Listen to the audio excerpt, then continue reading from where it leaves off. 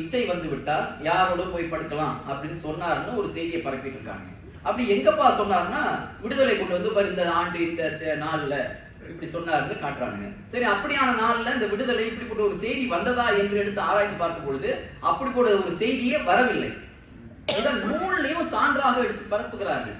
அப்படியான நூல்களை படித்தவராக இருந்தால் அவனுக்கு இப்படிப்பட்ட ஒரு செய்தியை சொல்லும் போது எப்படி பெரியார் இப்படி சொல்லலாம், எப்படி இப்படி பெரியார் சொல்லலாம்னு பெரியார் மீது ஒரு வெறுப்புணர்ச்சி வரும். ஆனா நான் என்ன கேட்கிறேன் என்றால், எப்பொருள் யார் யார் வாய் கேட்பினும் அப்பொருள் மெய்ப்பொருள் காண்பது இருக்குது. உண்மையா?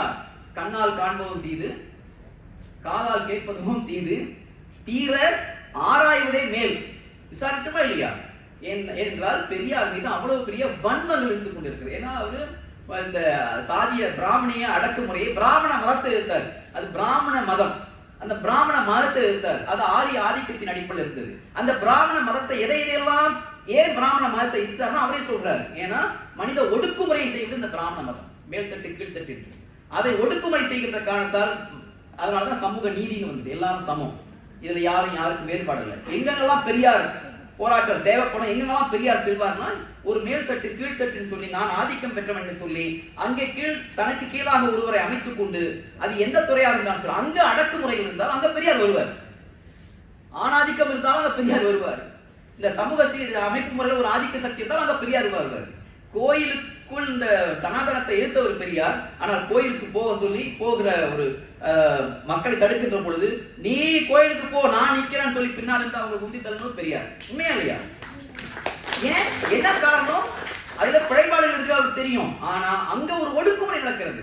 அந்த ஒடுக்குமுறையை தகர்த்தெறியும் அங்க வந்து பெரியார். அப்ப அப்படியான ஒடுக்குமுறையை மனத்தளவுல உள்ளுக்குள்ள வைத்துக் கொண்டிருப்போம், ஏற்றுக்கொண்டிருக்கிறவன் எப்படி பெரியார் ஏற்றுக்கொள்வான்? அப்ப இந்த அறியாமை போக்குகளை நான் என்ன சொல்றேன்னா, இளையோர்கள் திரண்டு இருக்கீங்க, இவங்களுக்கு ஒவ்வொரு முறையும் வெறும் இந்த கருத்தரங்கு ஒரு ஆண்டுக்கு ஒரு முறை கூட்டினால் மட்டும் போதாது. இது ஒரு பயிற்சி பள்ளியா நடக்க வேண்டும், இது ஒரு பாடசாலையா நடக்க வேண்டும். இந்த கருத்தேற்றங்கள் முறையான சரியான சிந்தனைகள் இதற்கு ஊட்டப்பெறுகின்ற பொழுதுதான்.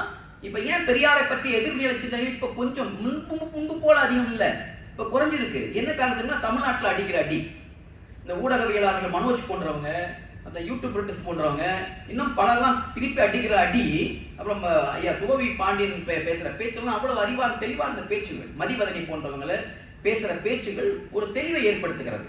எனவே இவ்வாறான பயிற்சி பள்ளிகளை நீங்கள் பல்வேறு உத்தி முறைகளை, ஒரு சிந்தனை ஆற்றல் திக் டேங்க் குழு சொல்றாங்க இல்லையா, அந்த திக் டேங்க் குழுவை உருவாக்கணும் இல்லையா. ஒவ்வொரு காலகட்டத்தையும் இந்த சிந்தனையாளர் குழுவை உருவாக்கி எப்படிலாம் செயல்படலாம் என்பதை செயல்பாட்டுக்கு வரணும், களத்திற்கு வரணும். சரிங்களா ஐயா? நன்றி.